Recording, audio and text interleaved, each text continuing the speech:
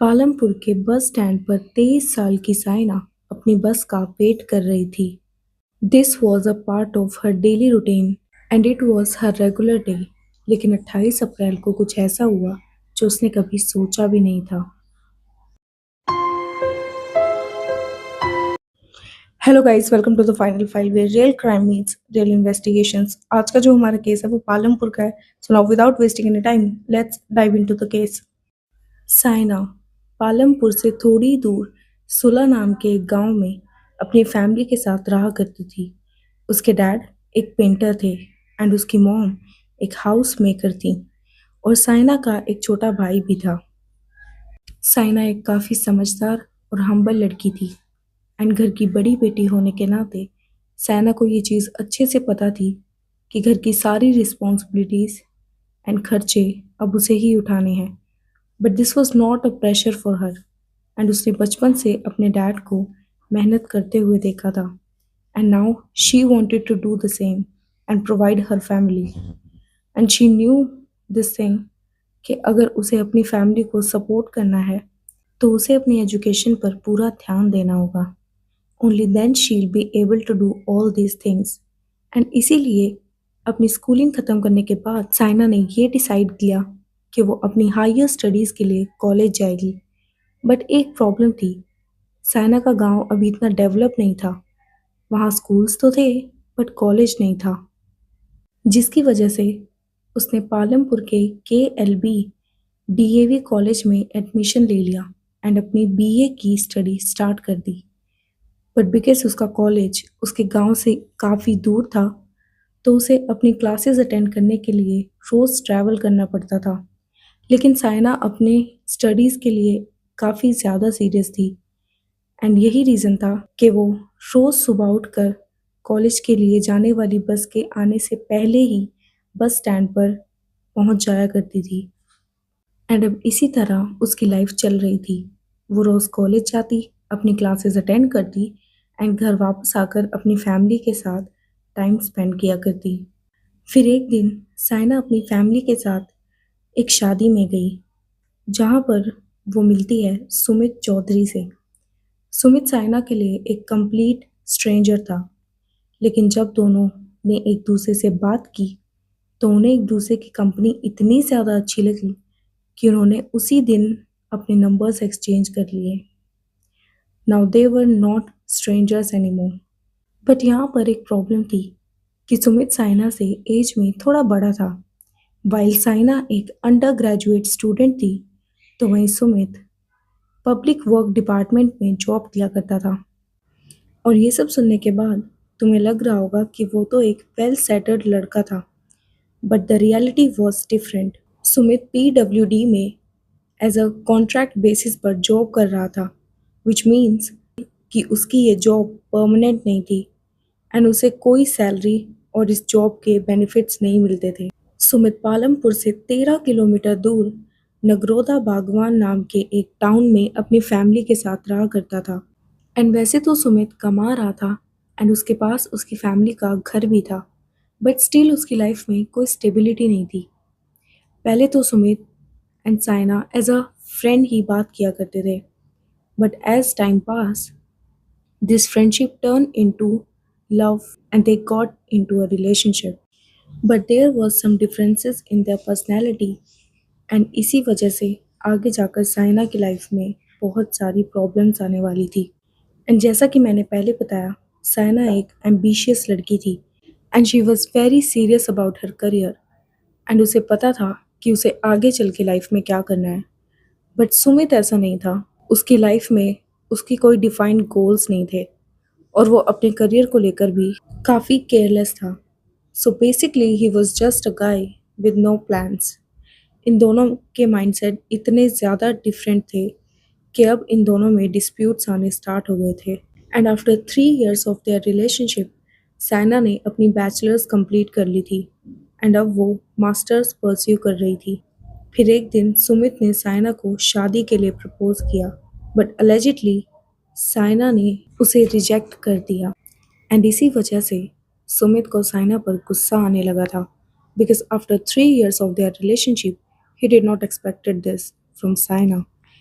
And अब इस topic को लेकर आए दिन इनकी लड़ाइयाँ हुआ करती थी एंड वो बार बार साइना को शादी के लिए कन्वेंस करने का ट्राई किया करता।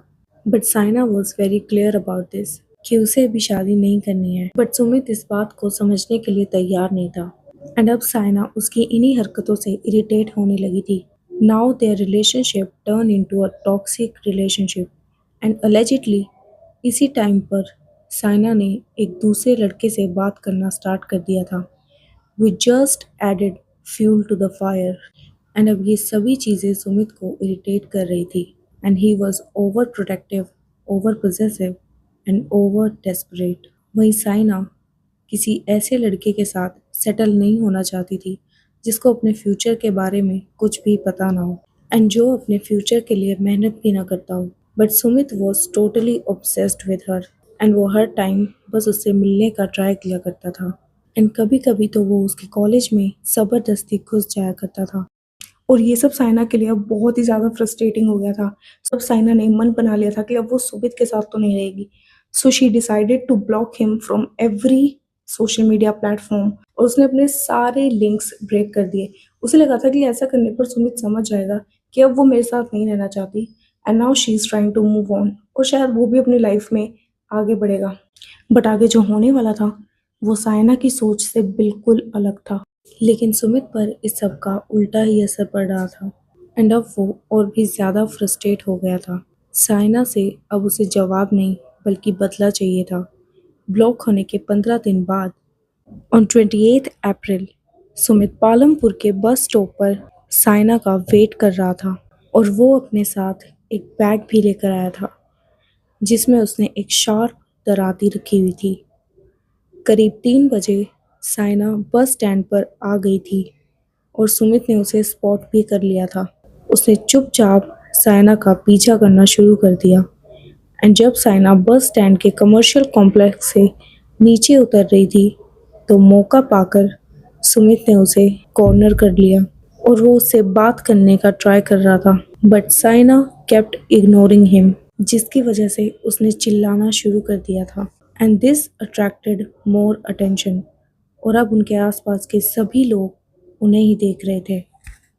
सभी लोग साइना के लिए काफ़ी ज़्यादा कंसर्न हो गए थे एंड उन्होंने सुमित को वर्बली समझाना शुरू कर दिया था। दे सेड कि उसे छोड़ दो एंड लड़की को परेशान मत करो। जो कोई भी उसे साइना से थोड़ा अलग करने की या फिर साइना से दूर करने की कोशिश कर रहा था वो उसे भी धमका रहा था और मारने तक की धमकी दे रहा था। और फिर उसने साइना को थप्पड़ मारने शुरू किए।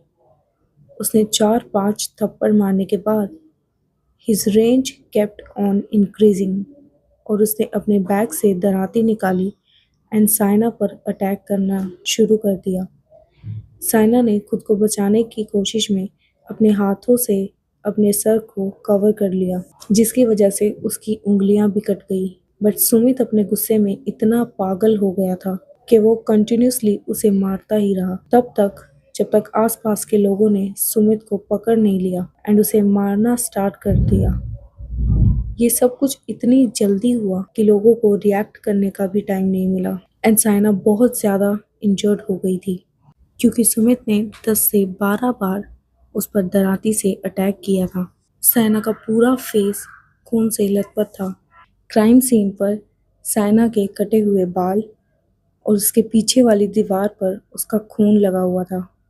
साइना को हॉस्पिटल में एडमिट करवा दिया गया and she was fighting for her life. But क्योंकि साइना अभी स्टेटमेंट देने की हालत में नहीं थी सो पुलिस अश्योर्ड दैट कि जैसे ही उसकी सर्जरी हो जाएगी तो पुलिस उसकी भी स्टेटमेंट रिकॉर्ड करेगी।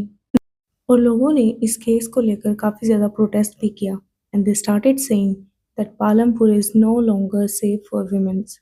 एंड बात इतनी आगे बढ़ गई थी कि हिमाचल प्रदेश के चीफ मिनिस्टर तक को इस केस को एड्रेस करना पड़ा था और सभी लोगों की गवर्नमेंट से यही डिमांड थी कि इस केस की फेयर इन्वेस्टिगेशन हो और फास्ट ट्रैक कोर्ट में इसकी सुनवाई हो ताकि जल्द से जल्द सुमित को उसके क्राइम की सज़ा मिल सके।